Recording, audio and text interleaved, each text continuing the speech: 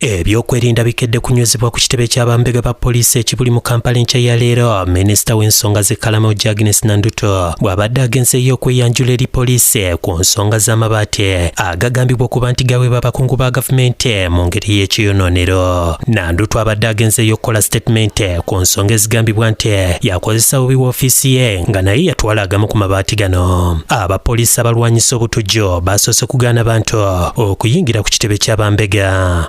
Baganiddwa okuyingira mwe mubadde ne bannamawulire nga bano bakiraba bagobereza kamera okulaba nga baviirawo ddala kumpi ne geeti eyingira ekitebe ky'abambega ba poliisi.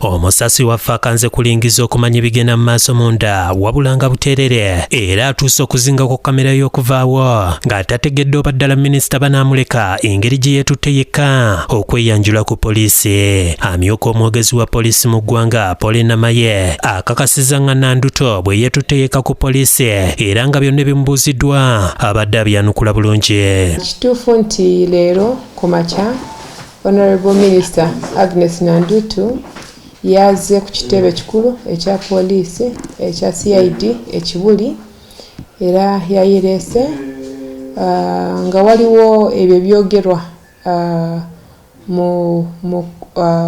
mu misango egy'okubba amabaati ag'ekkalamawuggya. Kyokka atangaziza nga minisita okuva ku kitebe ky'abambega bwe kirina okusalibwawo ssaabawandiisi wa gavumenti Jane Francis Abodo. Nga tumaze okumuggyako statement ffe tugenda gitwala wa DPP, so kijja kusinziira DPP lwatugamba tumutte tujja muta, DPP lwatugamba tumutwale mu mbuga z'amateeka era ekyo kijja kukola.